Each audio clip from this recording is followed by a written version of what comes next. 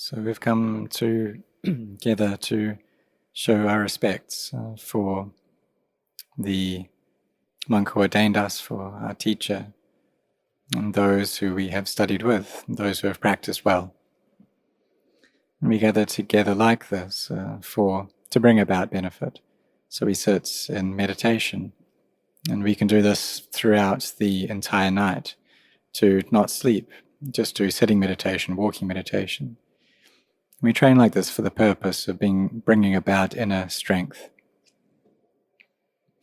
And for those people who have practiced like this before, the monks who have come from different provinces all over the country, have come together, and many have taken up this practice, have done this before. When we do this, what we're doing is we're offering our practice as a homage to Rinpoche, to Venerable Ajahn Chah. And he got this practice from when he went to study with Lumpur Man and Lumpur Man's disciples. And this tradition, this forest tradition, it gets its roots from Venerable Mahakassapa, who was the foremost of the Buddha's disciples in the ascetic practices. And in the Mahayana tradition, they have great respect for two of the Buddha's disciples in particular, Venerable Mahakassapa and Venerable Ananda. And it was these two monks who were very important in maintaining the Buddha's dispensation after the Buddha passed into final Nibbana. The Venerable Ananda was very well studied and was a very good teacher, and he had memorized all of the Buddha's teachings. And then there was the monk who the Buddha gave his own sangati, his outer robe, to. This was Venerable Mahakassapa, who took up these ascetic practices, and these have been passed down and inherited by Venerable Lumpur Man, Lumpur Cha, and all of the forest monks in this tradition. So no matter where forest monks go and stay, even if they're staying in a city, they take up these practices, they still maintain them. And we practice, we meditate for the sake of bringing about a development in our hearts, of making them better, making them higher. So we may have studied into Dhamma, into the suttas, into the Vinaya, or the monastic rules, the Patimokkha, and gained a certain knowledge from this. And there's also the Dhamma examinations that the monks here take. They've studied to the first, second, or third level of those. And some monks also study Pali, which is the language that the Buddha used himself to teach. And in India, at the time of the Buddha, many people used that language. Even though there were a huge number of different languages or dialects spoken during that time, there were over 100. In Savatthi and Rajagir, Pali was used in those places and understood outside of those places as well. And now it's become the language of the scriptures. So those monks who study this, they're able to translate that. And they can understand the teachings of the Buddha in this original language and then take those and teach other people. And this can give rise to a lot of faith. When we have this faith already established, we should take that and practice. And so we have studied in the Vinaya, we've studied in the ways of practice, and we use those, we put those into practice. And that was especially so in Lumpur Cha's teachings, what he would emphasize would be restrained, to be cautious, and to always be training our minds.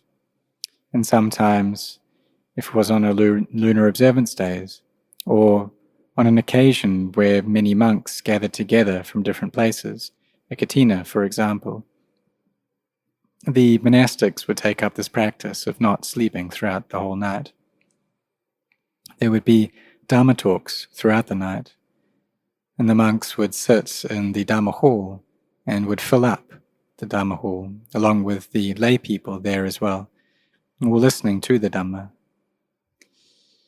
And the lay people who came, they got the feeling that if the monks there could sit the whole night, then they would be able to do it too. And so that's what they did. But now the monks who study directly under Luang Por Chah, most of them are already quite old. Most are over the age of 60. And they've used their bodies a lot already in their practice when they were younger monks. They used to have a lot of energy, but that has gradually deteriorated. And those who are still able to sit up all night are very few, because their bodies just don't support that kind of practice anymore. But we're fortunate to have monks or abbots from different branch monasteries who are still quite young, maybe 40 years old, and both their bodies and their hearts have a lot of energy to them. And they can lead in this practice. So when many monks gather together like this, then we can practice all night, just like what happened last night. Can sit for 4 hours or 5 hours. And this is something that we are able to do. If we bring up the powers of our mindfulness, then we won't be sleepy, but rather can sit in meditation in a state of samadhi with joy coming up, and this joy helps to nourish our hearts. And if we can do this, it shows we're gaining the results of our practice. And so these monks who have trained for 10 years, 20 years already, they do have this inner strength to them. They have gotten this benefit. And they become very important individuals in the Buddha's dispensation to maintain this religion. And they become a source of faith for other people. So when we have these important occasions, a katina, a great teacher's birthday, or the day that we gather together at Nombapong to recollect and practice in homage of Venerable Luang Por Chah, and we take up this practice of nesachik, of not sleeping throughout the whole night. And some monks, they travel the entire day to get there, but they have this intention in them to stay up. They have this inner strength, this energy of heart. And it's just like all the other ascetic practices that we take up, like just eating out of our bowls or eating one time a day, that if we've never done them before, then they're very difficult. But when we take them up regularly, they just become something normal. And so it's the same with this practice of staying up all night, that if we've done it before, then we can do it. But if we've never done it, then it's something really heavy. There's a Mahayana monastery in the United States, and there they teach that when monks, nuns, or novices reach a certain age, then they should take up this practice of not sleeping at night for the rest of their lives. During the day, they study the scriptures, they do their duties, they recite mantras, and at night they sit all night. And the abbot of this monastery is very strong, a very skilled abbot. And he came from China, and his own teacher, when he was very old, was beaten with some poles.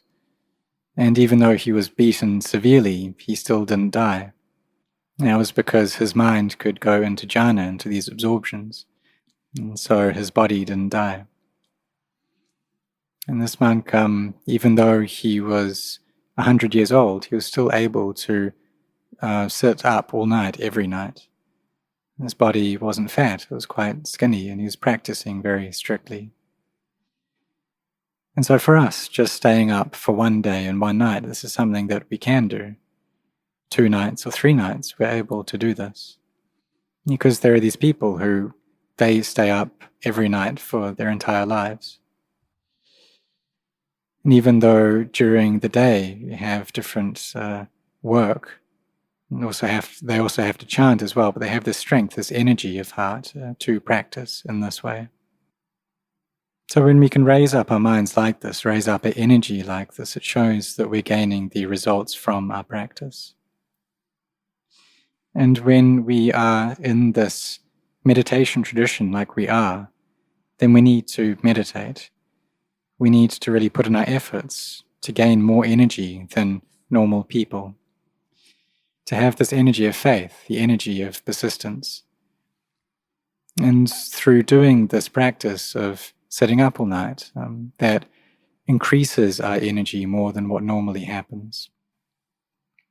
Because the body's able to adjust, able to fight with the painful feelings that come up. This also helps to raise up the energy of our mindfulness as well, more than what normally happens. Because when we rest every day, when we go to sleep at night, we're still able to maintain some mindfulness. But when we stay up all night, we really have to struggle with that. And this is useful practice and preparation for when we become ill. Because during those times, if we get cancer, for example, there's a lot of physical pain. And usually people then take much medication to try to relieve that pain, morphine, for example. But this also has an impact on the mind of making the mind very dull, very blurry. And so the body is in a dull state and the mind is in a dull state as well. But when we've trained in fighting against these painful feelings through staying up all night, and we're able to pass over them, then the body is able to produce a certain medicine by itself. There are certain substances that the body can produce to help relieve this pain. And it's like the body has its own kind of morphine that we learn how to produce and to release. And then when we meet with illness, we won't need to depend so much upon external medicines because the body will be producing its own internal medicine. So this is what happens when we do raise up our energies of heart, that we don't have to depend upon external medicine only, because if we do this, then the mind can be in a very confused state. So there's not only the external medicine not only has this kind of dull effect on the body, but also works to confuse our minds. So we have this opportunity now that the lay people have come to offer us the 4 requisites, and we should use this well. We should all recollect the goodness of the Buddha and the kindness of the laity, that they've come to support the Buddhasasana in this way through all the offerings that they give. And what they do this for is to give us energy to practice. That we eat the food that they offer, and that gives us physical energy, and we use that. So they give us clothing so we can stay warm, we can stay healthy. They give us medicine to ward off illness. They give us places that we can rest in so that we're at ease. And we're able to live because of these things. So when we gain this ease, this energy, then we use that to practice.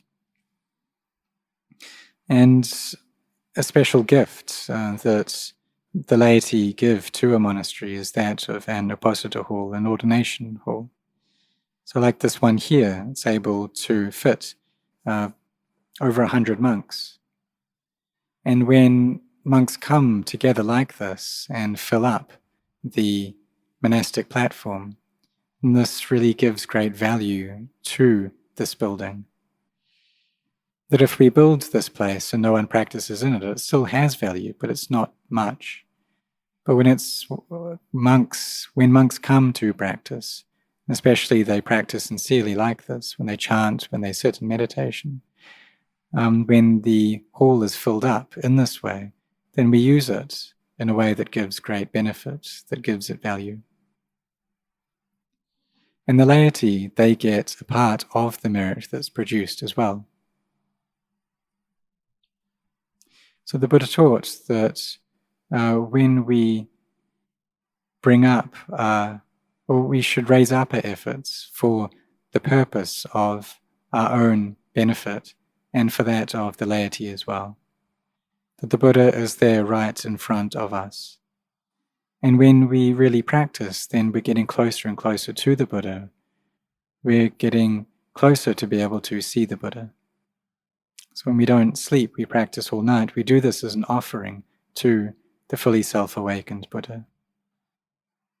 So the laity, they give their offerings through these 4 requisites, and the monks offer up their energy and recollect the goodness of the Buddha, and do this for 1 day and 1 night, to really struggle against the difficulties, to bring up the internal energy.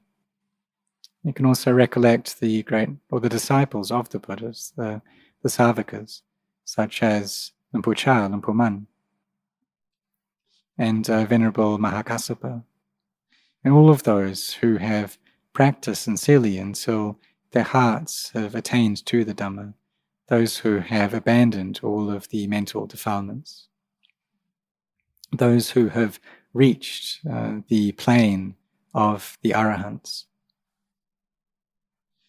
And one of these was Venerable Subhatta, who was the last monastic to become awakened during the life of the Buddha. And he put in his effort all through the night, because he knew that this was the last night that the Buddha would be alive, that he was going to pass away soon. And he was able to attain to the 4 paths, the 4 fruits, and Nibbana, able to see the Dhamma in that night. As he was practicing, he looked up at the sky and noticed a cloud pass in front of the moon, and he saw how that cloud obscured the radiance of the moon. And then he took this contemplation internally and saw how the aramanas, the sense impressions, they pass over the mind, and they make the mind dull. And through this, he was able to attain to arahantship, at all the stages of awakening, the Sotapanna, Sakadagami, Anagami, and Arahants. They all came together at one point. The 4 paths, the 4 fruits, and 1 Nibbana, they all arose for him. And this was during the last night before the Buddha passed into final Nibbana. He was able to attain to the Dhamma because he didn't sleep that night, and his mind wasn't sleeping either. He'd also made this determination to be the last disciple of the Buddha.